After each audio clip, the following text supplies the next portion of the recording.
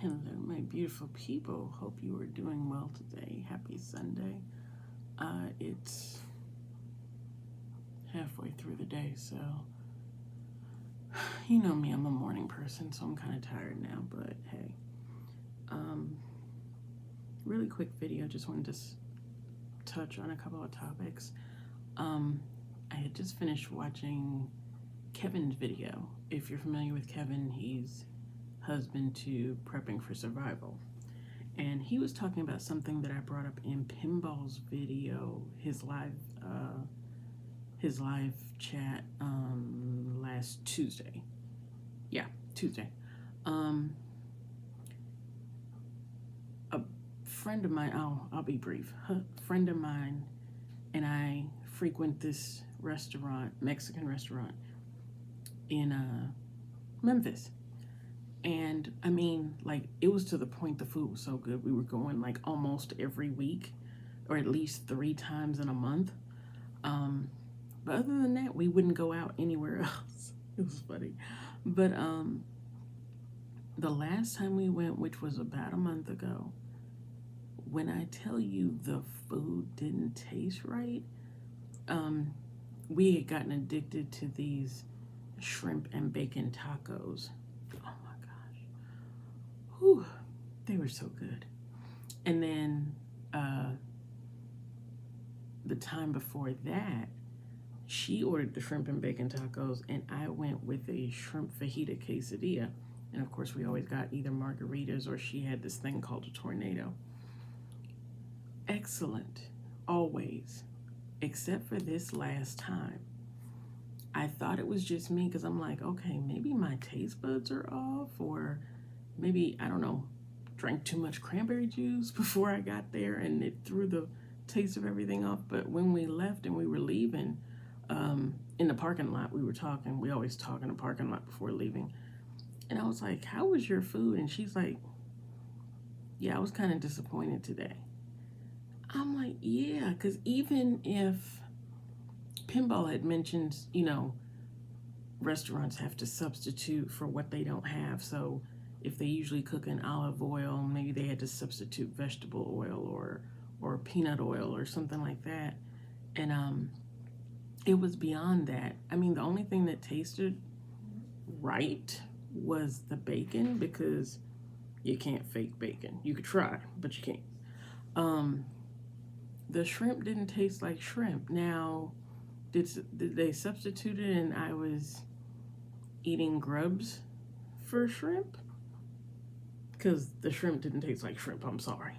But I noticed that even when I went to, not Kroger, but occasionally we shop at Rio Grande here in Memphis, and they have a lot of like loose seafood. They have the whole back of the store is nothing but loose seafood. I mean, oysters, clams, shrimp, fish, all kinds of meat, stuff like that. But I noticed even the shrimp that I bought there didn't taste like shrimp. So, is it just my taste buds? Or is it everybody's taste buds? Because, like I said, my friend said hers didn't taste right either. The only shrimp that tastes like shrimp to me now is the shrimp that I buy at Costco, and those are expensive to the point the last couple times I haven't bought it. But hey, it is what it is. And I'm a shrimp person. I love shrimp. Another thing I wanted to touch on was, with everything that's going on, how are you mentally? And I don't mean about to lose your marbles mentally, but are you mentally ready to do what you need to do? And I know this is going to be a poor excuse. A lot of people will be like, oh, you're deluding yourself, whatever. For the last week, I have been watching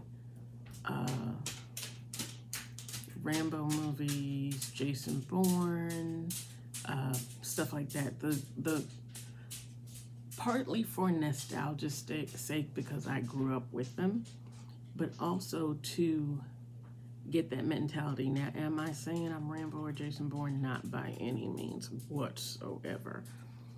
But it's to And yes, you can learn it in addition to practicing in real life.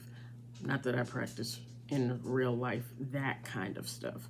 I do practice some things in real life, but not that. Um, I don't think I'm a secret agent or an assassin or anything. Although I do think I missed my calling because I'm really good with a 30-06 or any kind of long range rifle like that. Yeah, I missed my calling. But anyway, that's neither here nor there. My point in having that mentality, as in when it's a life or death situation, you don't hesitate. Now, is it possible that I don't know, somebody comes to you for help and they actually do want help and it's not a situation where they're trying to set you up to kill you and take what you have? Are you willing to take that risk? Are you willing to put your family's life in jeopardy in order to help someone else? Like Pinball and several others. Travis, love Travis to death. And a couple others have said,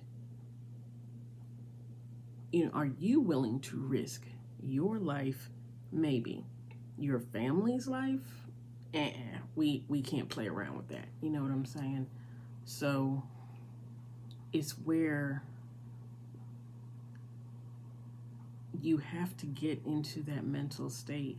I'm not saying shoot everyone that comes to your door, although depending on where you are, if it's a long way from people and somebody just automatically shows up at your door, yeah, that might be a little suspicious. But considering we're in the city, we have neighbors all around us, it's who to trust and who not to.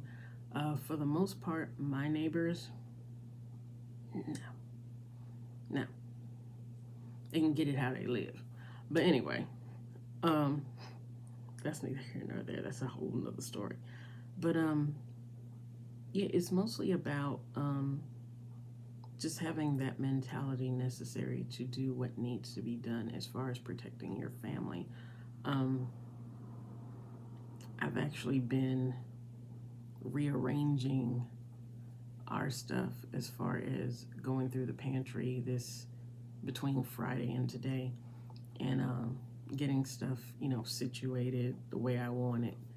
And luckily, with all the reorganizing, it made more room for even more stuff. So hey, guess what I'm doing all this week? More grocery shopping. And yeah, people just, you're gonna have to pray over it. You're gonna have to ask God's guidance over that. I can't answer for everybody. Everybody is in different situations.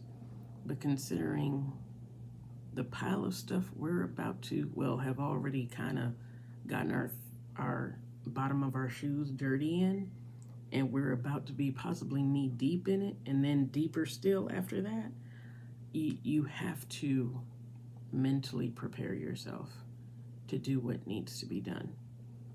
And I say that with no celebration, or I'm not looking forward to it at all. I pray, I know most of you that listen to me are believers.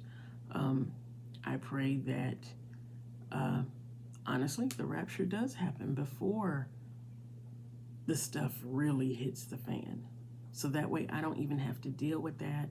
If everything I've done is to be left behind for others, I have no qualms with it, no problem with it at all. In fact, I'm looking forward to that. Do I want to be put in a situation where I have to take somebody else's life? Not at all. Am I looking forward to what's coming and what this country is about to go through? No, not at all. Am I looking forward to not necessarily losing comfort, even though comfort is nice, but losing sleep simply because I'm afraid someone may try to break in and kill us to take what we have? Yeah, not looking forward to that. I don't think anyone is. I know some of us are like, hey, bring it on, get it over and done with. Let's start this already.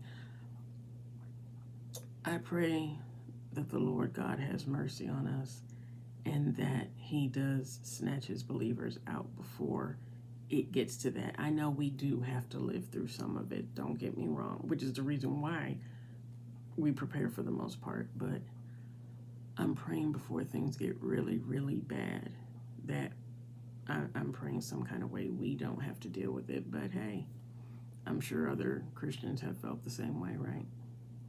So we just have to do what we have to do and pray to God for strength and wisdom and courage to do what we need to do. But until next time, guys, you take care. God bless. And we will see you next time.